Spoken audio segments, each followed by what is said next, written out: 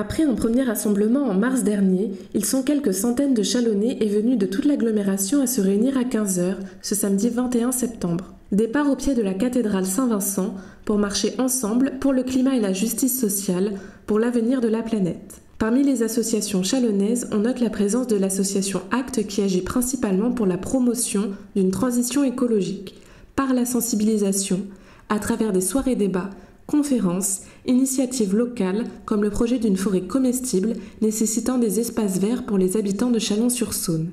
Rencontre avec le président d'ACT. ACT est présent aujourd'hui pour la marche du climat, dans le sens où comme on fait la promotion de la transition écologique, c'est du bon sens qu'on soit là et qu'on mobilise les gens, mobiliser les citoyens pour dynamiser un petit peu la région, dynamiser le Grand Chalon sur les questions essentielles pour notre avenir. Le rapport du GIEC est assez alarmant sur l'avenir à court terme. On ne sait pas forcément comment ça va se passer et quand ça va partir en live entre guillemets. Un crack pétrolier peut suffire à embraser un petit peu tout le monde. Une crise financière, on n'en est pas loin non plus.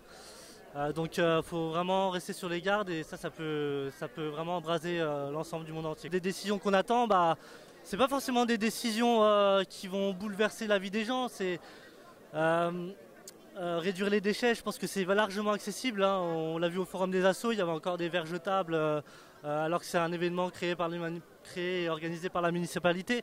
Donc on attend au moins des efforts minimes sur des actions qui sont possibles. Et voilà, le zéro déchet, essayer de réintroduire la consigne, ça c'est une idée aussi super et ça existait avant.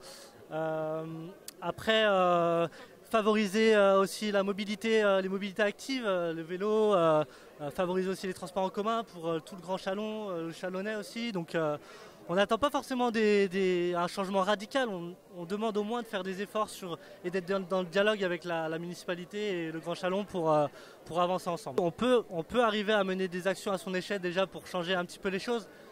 Mais on va dire que c'est 50-50, et la population peut s'activer et aussi les politiques, ils ont 50% aussi, voire plus, des responsabilités pour que ça change, pour que ça évolue.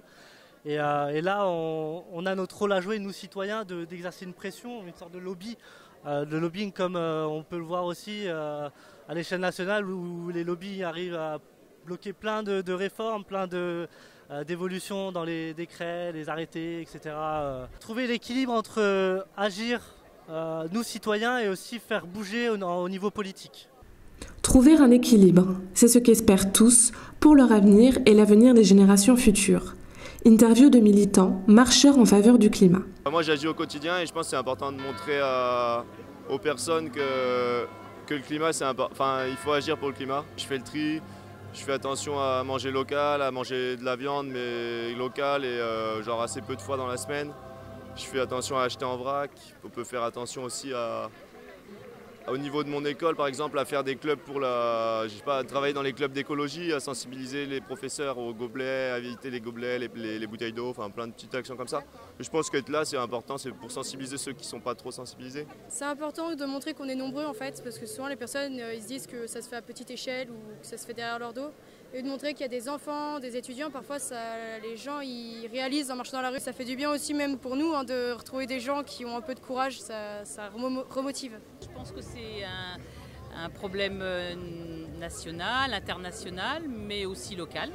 Et nous, petitement, on défend des projets qui sont ici.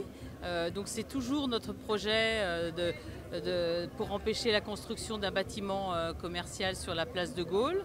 Donc ça fait 3 ans maintenant que ça aurait pu déjà bouger et c'est vrai qu'on tient encore cette place et ces 35 aérables. Et c'est les arbres on les défend sur cette place, comme on les a défendus aussi sur les quais.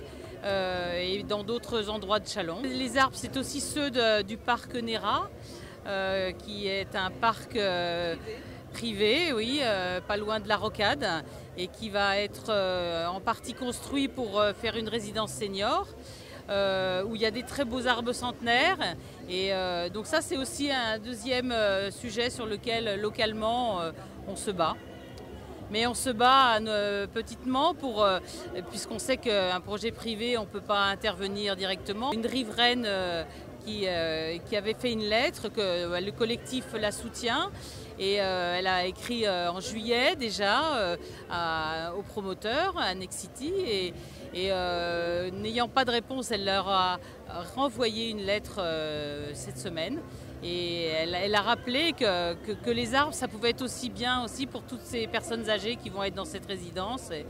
Et que l'ombre, c'est important pour les jeunes, pour les moins jeunes et pour les personnes âgées également. Ancien scientifique et membre de l'association ACT, ce militant témoigne. Nous, on vit au dépend d'eux, à savoir que tout ce qu'on a pu construire, tout ce qu'on a pu